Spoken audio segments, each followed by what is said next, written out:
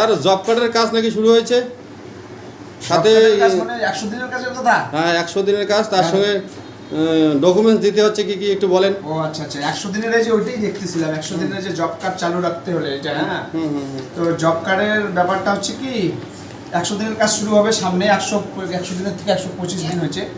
তো এই ব্যাপারটা কিছুই না, জব কার্ড সাথে সাথে শুনলাম জব এনআরজিএস এর যে নামটা আছে সেটা নাকি চেঞ্জ হচ্ছে। সবই বলবো, বলেন। খালি ব্যাপারটা হচ্ছে কি জব কার্ড চালু রাখতে হলে এই যে ডকুমেন্টসগুলো দিতে হবে, সবাইকে ডকুমেন্টস দিতে হবে। ফিল্ড লেভেল থেকে ডকুমেন্টস সংগ্রহ করা শুরু হয়ে গেছে, ঠিক আছে। তো কি কি লাগবে আমি একটু ডিটেইলসে বলতেছি, ভিডিওটা দেখেন। কিন্তু শুধুমাত্র ফ্যামিলির একজনের নয়, যাদের নাম জব কার্ডে রয়েছে প্রত্যেক সদস্যের কিন্তু এই ডকুমেন্টসগুলো দিতে হবে।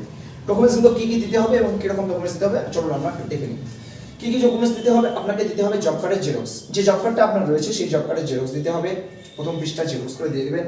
তারপর আধার কার্ড, আধার কার্ডের সাথে যেন মোবাইল লিঙ্ক থাকে আধার কার্ড দিতে হবে। প্রত্যেকের ফটো পাসপোর্ট সাইজ। শুধুমাত্র কি ফ্যামিলির যে হেড অফ দ্য ফ্যামিলি বা যার নাম রয়েছে প্রথমে তিনি জব কার্ডে প্রথমে রয়েছে তিনি না, জব কার্ডে যেনাদের নাম রয়েছে প্রত্যেকেরই পাসপোর্ট সাইজের ছবি দিতে হবে। ভোটার কার্ড, ভোটার কার্ডটা দিতে হবে। এখানে একটা বলে রাখি, এসআইআর এ যাদের নাম বাড়াতে হয়েছে ডিলিট হয়েছে তাদের কিন্তু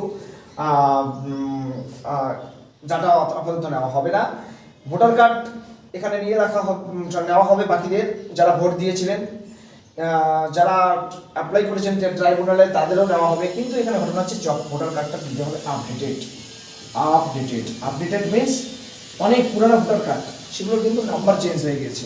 নতুন ভোটার লিস্টে এবার যে সমস্ত নাম এসেছে, ধরুন পুরানো ভোটার কার্ড, আগে অনেক পুরানো ভোটার কার্ড ছিল, ধরুন এরকম ছিল WB010007, তারপর দিয়ে আরো কিছু নাম। সেক্ষেত্রে কিন্তু এখন নতুন ভোটার কার্ডটা এটা চেঞ্জ হয়ে কিন্তু অন্য প্রকার হয়েছে, QGRKRM এগুলো দিয়ে শুরু হয়েছে।